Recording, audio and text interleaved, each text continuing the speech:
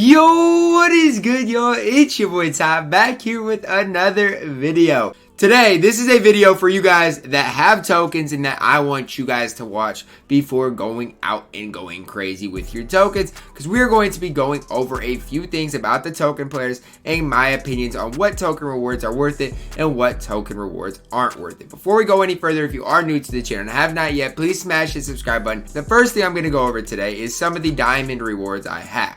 Okay, so some of the best diamond rewards include Al Horford and Earl Monroe. I haven't applied any badges to any of these players. As you guys can see, Al Horford can get 5 new badges, and you guys can see this is the only bronze badge he can get that I have is Lob City Passer, I guess, and I have a lot of bronze badges, so you can't really apply that range extender that some people might want to. Then you go down to Earl Monroe, apply badges. Earl Monroe can get 5 new badges as well, but the badges he can get are super limited. And so that goes to my next point. So at the diamond tier, are there any players that really start on my team? And so this is probably my best squad right now. But Earl Monroe, his time is coming to an end. I don't start Al Horford. I don't know why he's here. I start Kristaps Porzingis. And so that goes to my point. Kristaps Porzingis, who's an amethyst, is a lot better than an Al Horford card. Al Horford isn't even close to making my squad anymore. And so then I'm going to talk about the pink diamond rewards, because a lot of you guys might be where I'm at. Is like, do I go out and spend all of my tokens? And here's what I'm going to explain to you guys. So I know a lot of people are locking in for this Marquez Johnson card, okay? About this Marquez Johnson card that a lot of people don't necessarily understand. So, he's got 13 total badges right now.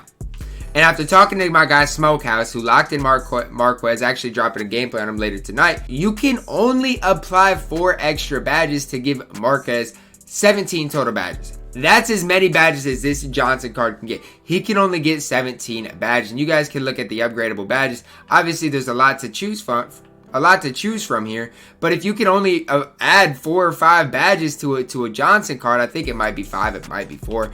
I don't know. With most cards, it is only 5, and he only comes with 13 badges. And in my opinion, he's the second best guy you can lock in here. He is absolutely not worth locking in.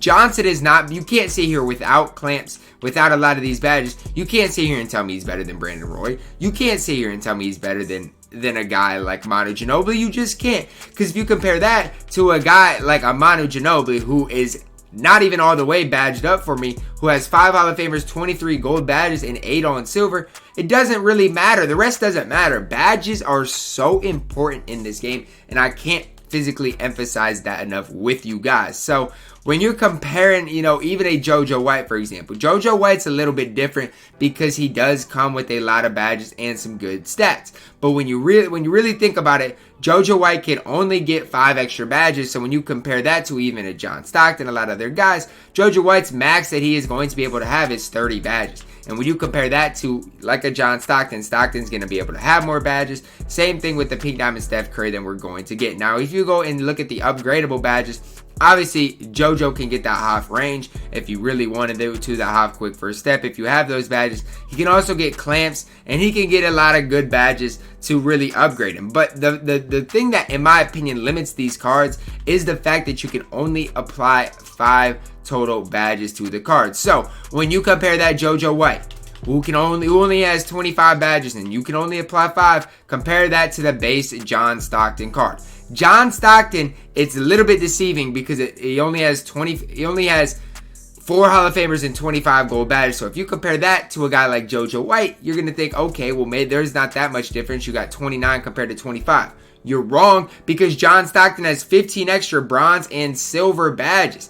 And the thing about it here is, if you compare them, see which ones are upgradable. Out of the bronze and silver ones, basically all of them are upgradable. So you have so much more potential. A John Stockton has the ability to go from 25 gold badges. I don't know what his max would be, maybe 40. I don't know, maybe 45. But you look at all the upgradable badges. Plus you can add 5 extra badges. So instead of, being a guy with like a JoJo White, 2 Hall of Fame badges and 23 base badges with a max at 30, you go from a 30 max to a 49 max in John Stockton. And that doesn't matter that much now, but come 250K time, come time when everybody is badging out all their players, This one, for example, John Stockton has 34 gold badges already to him, and that's not even the max he can have. This one is going to probably come with the this has range extender already on gold. It already has a lot of upgraded badges and everything like that. So when you compare a lot of these cards, John Stockton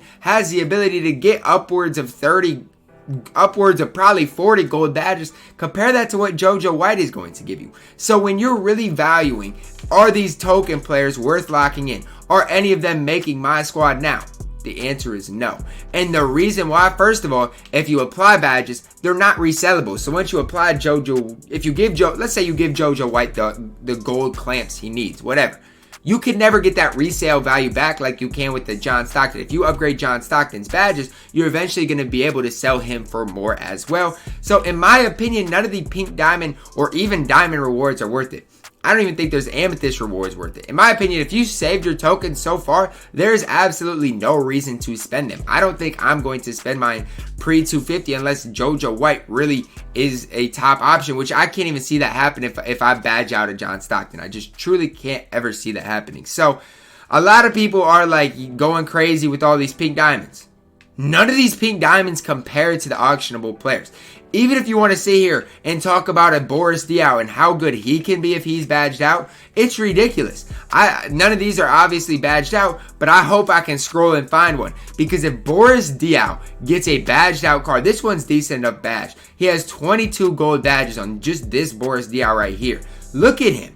He can have 22 gold badges, plus he has the ability to get range extender. So it's just, in my opinion, this Boris Diaw's ceiling is higher than anybody at that pink diamond reward. Now the thing is, you have to have those badges to apply, and that's why I think it's important to look for those on the auction house. But there is no reason at all to go up and try to get these diamond rewards or the pink diamond rewards to redeem or get close to Galaxy Open. In my opinion, none of these token rewards are worth it. Now, come 17 days from now, when we get that new season, then there might be a player or two that's worth redeeming. Right now, JoJo White is a top 2 point guard in the game. That's not what I'm saying. But once Pink Diamond Steph comes out and you badge out Stockton, JoJo White isn't going to compare to those cards. And that's kind of my final takeaway, what I want you guys to understand before going crazy with your tokens on a JoJo White, on a Johnson card. Because just badge-wise, they are already outdated. And I'm not going to be one to blame you if you go all out and spend your tokens.